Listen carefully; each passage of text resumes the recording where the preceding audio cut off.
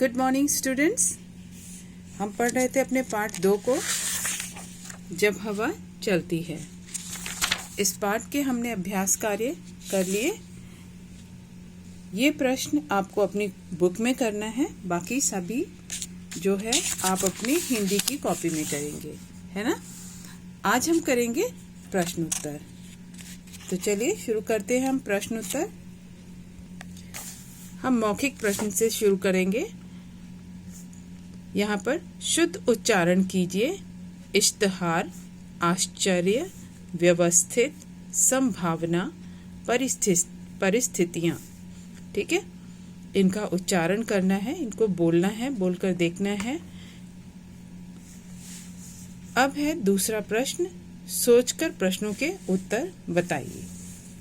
पहला प्रश्न है, किसान की क्या परेशानी थी? क्या परेशानी थी किसान की? उसे अपने खेत पर काम करने वाला कोई मजदूर नहीं मिल रहा था, है ना। तो लिखेंगे किसान की यह परेशानी थी कि उसे अपने खेत पर काम करने वाला कोई मजदूर नहीं मिल रहा था। अब है दूसरा प्रश्न। मजदूर ने किसान से क्या कहा? मजदूर ने किसान से कहा कि जब हवा चलती है तब मैं सोता हूँ। जब हवा चलती है तब मैं सोता हूँ, मतलब कि जब मुसीबत आती है तो मैं बेफिक्र होकर रहता हूँ, है ना। तो आप उत्तर लिखेंगे, मजदूर ने किसान से कहा कि जब हवा चलती है तब मैं सोता हूँ। इस प्रश्न का उत्तर हम लिखित प्रश्न के साथ करेंगे, ठीक है, क्योंकि ये प्रश्न वहां पर भी पूछा गया है। ये है, देखिए यहाँ पे भी पूछा गया है, इस कहानी से हमें क्या शिक्षा मिलती है। तो अब ये है लिखित प्रश्न उत्तर। पहला प्रश्न है, किसान ने अखबार में इश्तिहार क्यों दिया? उसने विज्ञापन क्यों दिया? क्योंकि उसको अपने खेत पर काम करने वाला कोई मजदूर चाहिए था और कोई मजदूर उसके पास आ नहीं रहा था।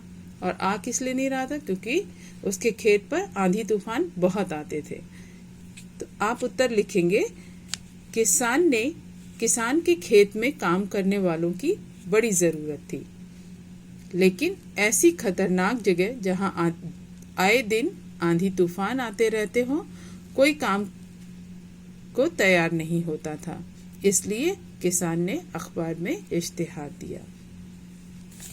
ठीक है, आप लिखेंगे किसान के खेत में काम करने वालों की बड़ी जरूरत थी, लेकिन ऐसी खतरनाक जगह जहां आए दिन आंधी तूफान आते रहते हो, कोई काम करने को तैयार नहीं होता था, इसलिए किसान ने अखबार में इश्तिहार दिया। कोई भी मजदूर किसान के खेत पर काम क्यों नहीं करना चाहता था?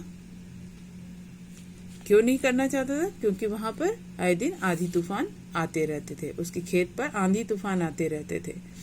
तो आप उत्तर लिखेंगे, कोई भी मजदूर किसान के खेत पर इसलिए काम नहीं करना चाहता था क्योंकि वहां आए दिन आंधी तूफान आते रहते थे। ठीक।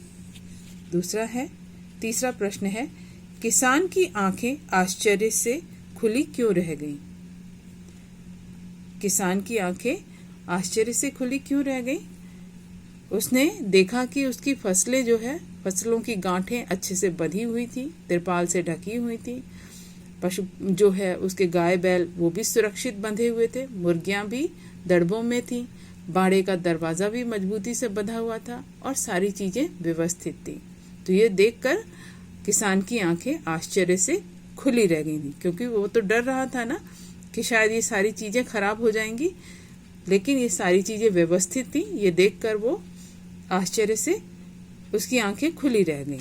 तो आप उत्तर लिखेंगे, किसान की आंखें आश्चर्य से खुली इसलिए रह गईं क्योंकि उसने देखा कि फसल की गांठें अच्छे से बंधी हुई थी, तिरपाल से ढकी हुई थी, उसके गाय बैल बंधे हुए थे और मुर्गियां भी दड़बों में थीं, बाड़े का दरवाजा भी मजबूती से बंधा हुआ था और सारी चीजें बिल्कुल व्यवस्थित थी।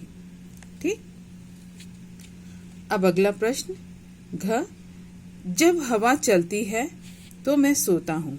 इस पंक्ति का क्या आशय है? जब हवा चलती है तब मैं सोता हूँ। इस पंक्ति का अर्थ है कि जब मुसीबत आती है तो मैं बेफिक्र होकर रहता हूँ। तो पंक्ति का आशय है कि हमारी जिंदगी में भी ऐसे ही तूफान रूपी जो जैसे हवा चल रही है, तूफान आ रहा है, उसके समान जो है मुसीबतें आनी तय हैं। क्योंकि जिंदगी में मुसीबतें आती ही हैं, परंतु जरूरत इस बात की होती है कि हमें पहले से तैयारी करके रखनी चाहिए, ताकि हम मुसीबत आने पर कह सकें कि मैं अब सो रहा हूँ, चैन से सो सकता हूँ। ठीक है, तो आप उत्तर लिखेंगे, जब हवा चलती है तो मैं सोता हूँ का आशय है कि हमारी जिंदगी में भी कुछ ऐसे तूफान रूपी मुसीबतें आनी तय हैं, परंतु जरूरत इस बात की है कि हम पहले से तैयारी करके रखें, ताकि मुसीबत आने पर चैन से सो सकें। ठीक। अगला प्रश्न, इस कहानी से हमें क्या शिक्षा मिलती है? इस कहानी से हमें यह शिक्षा मिलती है कि हमें अपना काम समय पर करना चाहिए और बुरे समय से निपटने के लिए पहले से तैयार रहना चाहिए। ठीक है, तो आप जो है अपनी कॉपी में इस तरह से मौखिक प्रश्न लिखेंगे। पहले 2 प्रश्न मौखिक के, बाकी लिखित प्रश्न उत्तर इस तरह से पूरा आप अपनी कॉपी में लिखेंगे। ठीक है ना? तो पाठ यहीं पे आज समाप्त होता है। अगली वीडियो में हम अपनी व्याकरण बुक पढ़ेंगे। ठीक है, जब तक के लिए जो भी कार्य आपको कराया जा रहा है, चाहे वो बुक में हो चाहे कॉपी में हो, प्रॉपरली आप उस काम को करिए और याद कीजिए। लिखिए और याद कीजिए सुंदर अक्षरों में।